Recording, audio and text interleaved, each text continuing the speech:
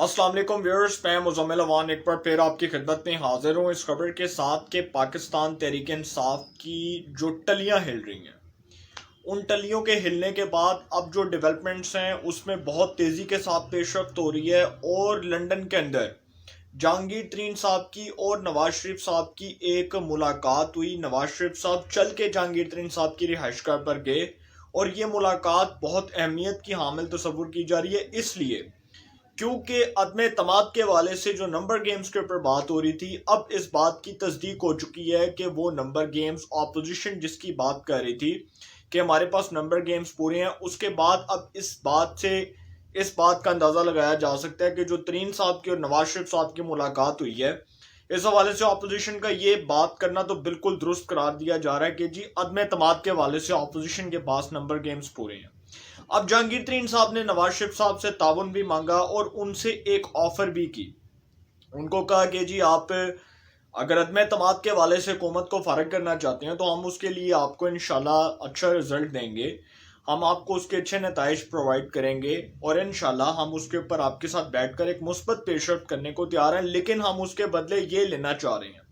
अब वो जहांगीर तरीन साहब ने क्या डिमांड की उसके ऊपर तो आऊँगा, बाद में आऊँगा। दो किस्म की खबरें आज आपसे शेयर करनी है।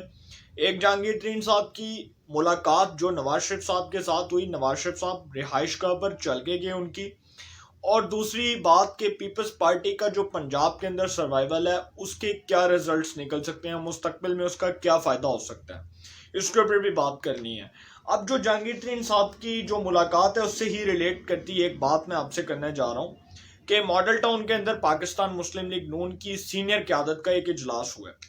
उसमें जी शहबाज शरीफ साहब, मरियम नवाज साहिबा, उसके बाद साद रफीक साहब, सरदार अयाज सादिक, हमजा शहबाज साहब, मुस्लिम लीग नून की टॉप लीडरशिप मौजूद है। और उस इजलास के अंदर ये फैसला हुआ है कि हुकूमत के खिलाफ नो कॉन्फिडेंस मोशन की जो मूव लाने की बात हो रही है, इस हवाले से तमाम जितनी भी पेशरफ्त है उसको तेज़ से तेज़ तर कर दिया जाए। ये शहबाज शरीफ साहब ने अपने अरकान असम्बली को इस बात का मशवरा दिया है कि जितना जल्दी हो सकता है आप अपोजिशन जमातों के साथ राब्तों में रहें। आपने इस हवाले से अपने आप को मेंटली तौर पर प्रिपेयर रखना है, आपने अपोजिशन जमातों के साथ राब्ते करने हैं, राब्ते तेज़ रखने हैं। और इस हवाले से पाकिस्तान मुस्लिम लीग नून ने एक कमेटी भी तश्कील दे दी है जो मौलाना फजलुर रहमान साहब के साथ भी राब्ते में रहेगी, पाकिस्तान पीपल्स पार्टी की सीनियर टॉप लीडरशिप के साथ भी राब्ते में रहेगी। और उसके बाद ये जो मुलाकात हुई है जहांगीर तरीन साहब की और नवाज शरीफ साहब की, इसके बाद अब बहुत तेज़ी के साथ ये डेवलपमेंट्स होने जा रही हैं, जिसका मैंने आपके सामने जिक्र किया है कि नवाज शरीफ साहब अब चाहते हैं कि जितनी जल्दी हो सकता है इस हुकूमत को चलता कर दिया जाए। ये बात किसने की? जहांगीर तरीन और नवाज शरीफ साहब की जो मुलाकात हुई, इस हवाले से जहांगीर तरीन साहब के एक बहुत ही क्लोज रहनुमा, एक उनके बहुत ही क्लोज किस्म के दोस्त, उनके बहुत ही पुराने रफीक और उनकी जानिब से ये जो बात की गई है जहांगीर तरीन साहब के हवाले से, जो उन्होंने बात की, एक बड़े सीनियर टॉप जर्नलिस्ट है, उनको इंटरव्यू दिया। ये बात मैं आखिर में जाके कहूँगा कि उन्होंने इंटरव्यू के अंदर क्या बातें की हैं। और बड़ी इंपॉर्टेंट जो उन्होंने बात की, उन्होंने कहा है, जो उनके अल्फाज हैं, उन्होंने कहा है कि इमरान खान साहब ने धोखा दिया, पीठ पर खंजर से वार किया, हम ना भूलेंगे ना माफ़ करेंगे। उन्होंने कहा कि इमरान खान साहब ने धोखा दिया, पीठ पर खंजर से वार किया, हम ना भूलेंगे ना माफ़ करेंगे। ये बात किसने की, ये मैं आपको at the end of the vlog जाकर बताऊंगा। अब दूसरी बात के पंजाब के अंदर जो बात हो रही है, पीपल्स पार्टी का जो लॉन्ग मार्च है वो पंजाब में भी गया। उसके बाद जी बड़ी अहम डेवलपमेंट्स हुई। ओकाड़ा के अंदर आपने देखा कि बड़ा मैसिव क्राउड निकला। तो एक बात जो लोग कहा करते थे कि पीपल्स पार्टी मरहुमा मकफूरा, वो हसन नसार साहब जो इसको उन्वान देते हैं अपने कॉलम का, वो शायद ये भूल गए हैं कि पीपल्स पार्टी का जो पंजाब के अंदर सर्वाइवल है वो एक बार फिर जिंदा होने जा रहा है। नदीम अफजल चंद की दबंग एंट्री के बाद अब ये बात की जा रही है कि मंजूर वट्टू साहब भी जो हैं वो भी दबंग अंदाज में एंटर होने जा रहे हैं।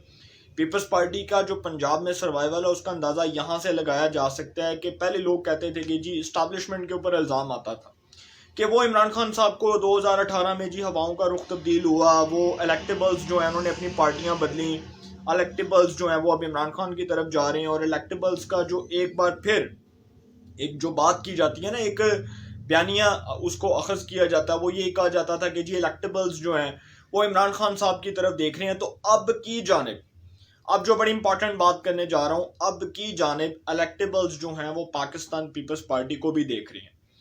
नदीम अफजल चंद साहब वापस चले गए, शमशान शाह बुखारी साहब भी चले जाएंगे, फिरदौस आशिक अवान साहिबा भी चली जाएंगी, बाबर अवान साहब भी चले जाएंगे। हाँ, फवाद चौधरी साहब को रखना थोड़ा मुश्किल होगा, क्योंकि फवाद चौधरी साहब जो वैसे तो अपना थूका हुआ जो चाटते हैं उसमें तो माशाल्लाह वो बहुत महारत रखते हैं, लेकिन फवाद चौधरी साहब के लिए मुश्किल इसलिए होगा क्योंकि उनको अब पीपल्स पार्टी की सीनियर टॉप लीडरशिप किसी सूरत कबूल करने को तैयार नहीं है, क्योंकि उन्होंने आज तक पाकिस्तान की सियासी तारीख में अपने जितने भी सियासी अबू बदले हैं उनका एक रिकॉर्ड है जिसको उन्होंने तोड़ दिया। और वो खैर अब दोबारा से वो पीपल्स पार्टी में जाना चाहें तो शायद उनको कोई ना रखे, क्योंकि उनकी वो बदतमीज़ी, तूफान बदतमीज़ी, उनकी वो आप कह सकते हैं अब्यूसिव लैंग्वेज, उसकी वजह से शायद अब फवाद चौधरी साहब का पीपल्स पार्टी के अंदर इन होना बहुत मुश्किल हो गया। और फिरदौस आशिक अवान साहिबा का भी यही हाल है। अब आते हैं जी पीपल्स पार्टी के पंजाब में सर्वाइवल की तरफ। पीपल्स पार्टी ने पंजाब से ये जो लॉन्ग मार्च किया, इसमें बेसिकली उन्होंने जहां पर तब पाकिस्तान तहरीक इंसाफ को डेंट डालने की कोशिश की, वहीं पर उन्होंने पंजाब के अंदर अपने सर्वाइवल को एक बार फिर जिंदा कर दिया। और उन्होंने दिखाया है कि पंजाब के अंदर वो कितना मैसिव क्राउड निकाल सकते हैं, अवाम को निकाल सकते हैं, अवाम को सड़कों पर निकाल सकते हैं, हुकूमत के खिलाफ प्रोटेस्ट कर सकते हैं, हुकूमत के खिलाफ लॉन्ग मार्च करने जा रहे हैं। और जिस लॉन्ग मार्च का उन्होंने जो है वो पंजाब के अंदर जिस लॉन्ग मार्च ने कदम रखे, वहां पर अवाम का जो है वो आप कह सकते हैं कि जमे गफीर देखने को था, अवाम का रश देखने को था। जितनी भी तादाद में अवाम निकली, मैं समझता हूँ कि ये बहुत बड़ी तादाद में मैसिव क्राउड था पंजाब के अंदर। वो पीपल्स पार्टी जिसका पंजाब के अंदर कोई नामो निशान नहीं है, इसका आप अंदाज़ा लगा सकते हैं। जो N133 का बाई इलेक्शन हुआ था, असलम गिल साहब ने बहुत अच्छा वोट लिया, इसमें नो डाउट कि 8 जमाती इत्तेहाद था पीपल्स पार्टी के साथ और उनको वोट मिला। लेकिन जो लॉन्ग मार्च के रिजल्ट्स आ रहे हैं वो बहुत ख़तरनाक हैं। वो इसलिए भी ख़तरनाक हैं कि पंजाब में जो पीपल्स पार्टी ने अपना पड़ाव डाला है, पंजाब के अंदर जो उन्होंने अपनी एंट्री डाली थी, उसके हवाले से जो उनकी तैयारियां थी वो बहुत अच्छी थी, और उसके हवाले से जो उन्होंने तैयारियां की हुई थी उसमें उनको अच्छे नताइज मिले।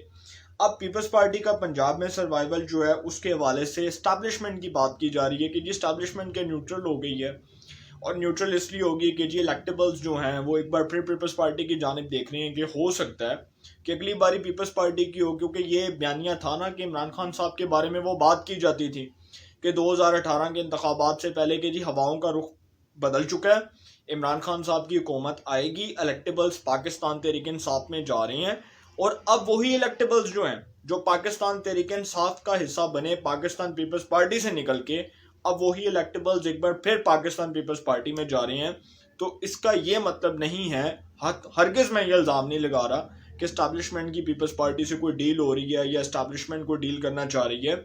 इसका मतलब ये है कि इलेक्टेबल्स एक बार फिर अपनी वही पुरानी जमात के अंदर उसको दोबारा से रीज्वाइन करने जा रहे हैं, क्योंकि उनके पास लास्ट ऑप्शन ही ये था। नून लीग के पास तो पंजाब के अंदर बंदे पूरे हैं, नून लीग के पास MNAs भी हैं, MPs भी हैं। हाँ, जहां पर उनको ज़रूरत पड़ेगी वहां पर वो कुछ इलेक्टेबल्स को कहीं ना कहीं पर एडजस्ट करेंगे। और एहसन इकबाल साहब ने ज़रूर ये बात की कि अदम एतमाद के हवाले से वो हुकूमती अरकान जो हमारे साथ राब्ते में हैं उनको हम अपनी जमात में शामिल करेंगे, क्योंकि उनको उन हलकों के अंदर टिकट दिया जाएगा जहां पर हमारे कैंडिडेट्स नहीं हैं। तो इसका मतलब इलेक्टेबल्स को तो नून लीग शामिल करेगी। अब दूसरी जो मैं बात करने जा रहा हूँ, अब कम टू द पॉइंट, इस पॉइंट के ऊपर आने जा रहा हूँ। लंदन के अंदर जो नवाज शरीफ साहब की मुलाकात हुई जहांगीर तरीन साहब से, नवाज शरीफ साहब चल के उनकी रिहाइशगाह पर गए। इस हवाले से नवाज शरीफ साहब जो हैं उनसे जहांगीर तरीन साहब ने एक डिमांड की, और वो ये है कि उन्होंने पंजाब की वजारत आला मांगी। शहबाज शरीफ साहब तो पहले ही इस बात पर ना तो नवाज शरीफ साहब को कन्विंस कर चुके, ना तो कन्विंस कर रहे थे, और ना ही वो कन्विंस करने की सकत रखते थे कि जी परवेज लाई को पंजाब का चीफ मिनिस्टर बनवा दिया जाए। और ये बिल्कुल ठीक फैसला था। नवाज शरीफ साहब को शहबाज शरीफ साहब ने जो बात की थी, उनकी बात बिल्कुल ठीक थी कि भाई एक वो बंदा जिसकी पंजाब में 10 नशस्तें हैं, पंजाब में सूबाई असम्बली की 10 नशस्तें हैं, उसको हम पंजाब में एक इतने बड़े सूबे के ऊपर 10 नशस्तों वाले बंदे को मुसल्लत कर दें तो हमारा वोटर ट्रेंड तो टूट जाएगा। हमारे अरकान सूबाई असम्बली तो हमें गालम गलोच करेंगे, गालियां देंगे वो। तो नवाज शरीफ साहब से जी बड़ी इंपॉर्टेंट जो मुलाकात हुई है जहांगीर तरीन साहब की, उसमें उन्होंने पंजाब की चीफ मिनिस्टरशिप मांग ली है और उन्होंने कहा है कि जो काफ लीग के 10 अरकान हैं, मेरे साथ पंजाब असम्बली में 25 से 30 अरकान असम्बली का ग्रुप है। तो वो जो 25 से 30 अरकान असम्बली का ग्रुप है, आपके पास इस वक्त पंजाब असम्बली में 170 के करीब MPs हैं। तो अगर आप मुझे वो मेरी चीफ मिनिस्टरशिप अगर आप मुझे देते हैं पंजाब के अंदर, मेरे ग्रुप का बंदा खड़ा होता है, तो फिर आपको मुझे सपोर्ट करना होगा। अदम एतमाद, अगर आपको अदम एतमाद के वाले से मेरी मदद दरकार है तो फिर आप मुझे भी तो कुछ डिमांड करें ना। नवाज शरीफ साहब को कहा गया कि आप मुझे भी भाई कुछ डिमांड करें ताकि मुझे भी पता हो कि आप मुझे कुछ प्रोवाइड कर रहे हैं, आप मुझे कुछ दे रहे हैं, मुझे भी तो वो सहूलतें मुयसर हों जो आपको हैं। तो नवाज शरीफ साहब से जी जहांगीर तरीन साहब ने पंजाब की वजारत आला मांग ली है और इसके बाद नवाज शरीफ साहब ने फजलुर रहमान साहब को फ़ोन किया और फजलुर रहमान साहब ने जरदारी साहब को फ़ोन करके कॉन्फ्रेंस कॉल पे लिया। तीनों कॉन्फ्रेंस कॉल पे आए और उसके बाद पंजाब की चीफ मिनिस्टरशिप के हवाले से जो जहांगीर तरीन साहब ने अपना मुतालबा रखा है कि मुझे पंजाब की चीफ मिनिस्टरशिप दी जाए, इस हवाले से नवाज शरीफ साहब का, फजलुर रहमान साहब का और जरदारी साहब का कॉन्फ्रेंस कॉल के ऊपर ये रब्ता हुआ है और उनका ये कहना है कि हाँ भाई इसके बारे में मुशावरत हो सकती है, इसके ऊपर कोई कंसेंसस डेवलप हो सकता है, इसके ऊपर हम कोई सोच विचार के बाद फैसला करेंगे। क्योंकि डेफिनेटली बिलावल साहब की बात तो बिल्कुल ठीक थी कि अगर हम परवेज लाई को भी चीफ मिनिस्टर बनवाते हैं पंजाब का तो उसके लिए उसको उसके बदले उसको भी तो कुछ देना पड़ेगा। ऐसे तो काफ लीग वोट नहीं देगी कि हाँ भाई अदम एतमाद ले आओ तो ठीक है हम वोट दे देंगे। उसके बदले काफ लीग को भी कुछ मिलेगा। तो काफ लीग जो है वो अदम एतमाद के लिए हुकूमत के खिलाफ वोट देगी जब उसको अपोजिशन की तरफ से कुछ डिमांड की जाएगी।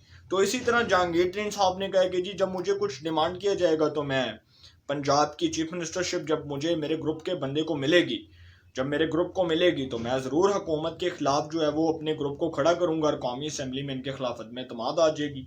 अब मुस्लिम लीग नून के रहनुमा एहसन इकबाल साहब ने कहा कि हम लचक दिखाएंगे और हुकूमत का डट कर मुकाबला करेंगे। उन्होंने कहा कि हुकूमत के खिलाफ पहले वो हमारा एक बयानिए पे, एक पॉइंट ऑफ व्यू पे इख्तलाफ था कि जी हमने असम्बलियों से इस्तीफे देने हैं या हमने लॉन्ग मार्च करना है। अब वो इबहाम भी दूर हो चुका है।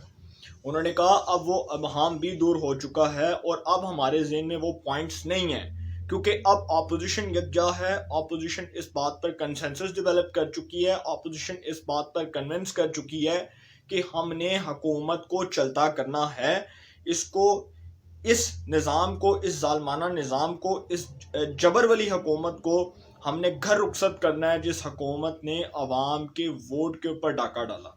जो हुकूमत जाली तरीके से जाली इक़्तिदार का हिस्सा बनी, हमने इसको घर भेजना है। ये कहना है एहसन इकबाल साहब का। अब जो बातें मैं करने जा रहा था वो बात जो दरमियान में रह गई और वो उसको मैं इसके साथ ही इंशाल्लाह इसके साथ ही अख्ताम करूँगा। जहांगीर तरीन साहब के एक बहुत ही क्लोज रहनुमा, उनके बहुत ही करीबी मोहसिन, उनकी पार्टी के बहुत ही, आप कह सकते हैं कि उनके ग्रुप के बहुत ही लॉयल पर्सन, उनके साथ वफादारी निभाने वाले इसहाक हाकवानी साहब जो साबिक वफाकी वज़ीर मुमलिकत भी रहे, परवेज़ मुशर्रफ साहब की काबीना के बहुत अहम वज़ीर भी कंसीडर किए जाते थे। और इसहाक हाकवानी साहब जो हैं वो बड़े सीनियर पॉलिटिशियन हैं। वो इसलिए बड़े सीनियर पॉलिटिशियन हैं कि वो पाकिस्तान तहरीक इंसाफ में रह कर भी कोई बदतमीज़ी नहीं कर सके, कोई गालिम गलोच नहीं कर सके, कोई घटिया ज़ुबान इस्तेमाल नहीं कर सके, कोई घटिया ट्रेंड नहीं चलाए उन्होंने। वो एक बड़े सीनियर पॉलिटिशियन है, वो बहुत सीनियर रहनुमा है। तो उन्होंने जो बात की है, उन्होंने जी हमारे जो सीनियर इन्वेस्टिगेटिव जर्नलिस्ट हैं रऊफ़ क्लासरा साहब, उनको इंटरव्यू दिया और उस इंटरव्यू के अंदर उन्होंने कहा कि इमरान खान साहब के हवाले से उन्होंने बात की कि उन्होंने कहा कि इमरान खान ने धोखा दिया, पीठ पर खंजर से वार किया, हम ना भूलेंगे ना माफ़ करेंगे।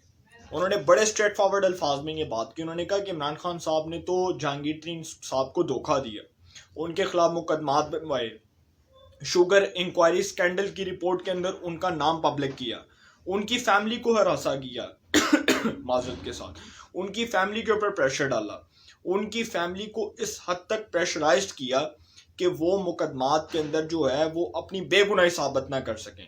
उन्होंने कहा कि जहांगीर तरीन साहब ने हमेशा इमरान खान साहब से वफा की और इमरान खान साहब ने पीठ पर खंजर से वार किया, हम ना भूलेंगे और हम ना माफ़ करेंगे। उन्होंने कहा कि कोई माफ़ी नहीं है, जहांगीर तरीन साहब इस बात का फैसला कर चुकी हैं कि इमरान खान साहब की ना तो कोई फ़ोन कॉल्स अटेंड होंगी, ना ही उनके साथ अब कोई मुज़ाकरात होंगे, ना ही बैठकर उनके साथ अब किसी बात पर कोई हतमी मुशावरत होगी, ना ही उनके साथ बैठकर किसी बात पर कोई जो है वो हतमी राय कायम की जाएगी, बल्कि इमरान खान साहब जो हैं उनके खिलाफ अब हम मैदान में आएंगे। ये बात उन्होंने रऊफ क्लासा साहब को उनके यूट्यूब चैनल के ऊपर इंटरव्यू देते हुए कही। बड़ा इंपॉर्टेंट इंटरव्यू था, इसको सुनिएगा, मैंने सुना है और बड़ी इंपॉर्टेंट बातें की उन्होंने। इसके बाद जी इमरान खान साहब के घबराने का वक्त हो गया। इमरान खान साहब जो आज मेलसी में जलसे से खिताब कर रहे थे और उसमें वो नवाज शरीफ साहब को कह रहे थे वो भगोड़ा वो जो मुल्क से बाहर भाग गया है, जरदारी को मिस्टर 10% का, मौलाना को डीजल का, तो ये एक मुल्क का इस्लामी जमहूरिया पाकिस्तान का वो वज़ीर आज़म जो कंटेनर वाली सियासत, अभी भी वो कंटेनर वाली सियासत कर रहे हैं, अभी भी वो जलसों के अंदर खड़े होकर वो इस तरह की बाजारी ज़ुबान इस्तेमाल कर रहे हैं। तो जब एक मुल्क का चीफ एग्जेक्टिव एक जलसे के अंदर जाकर अपने डर का, अपने खदशे का इजहार करे और उसके ऊपर वही ऑपोजिशन का खौफदारी और वही ऑपोजिशन वाली पुरानी तकरीरें करे, तो समझें कि फिर घबराने का वक्त हुआ जाता है। गल बद गई है मुख्तारिया। इंशाल्लाह इस हवाले से जो भी अपडेट्स होंगी आपको इन्फॉर्मेशन मिलेगी। इंशाल्लाह फिर मुलाकात होगी।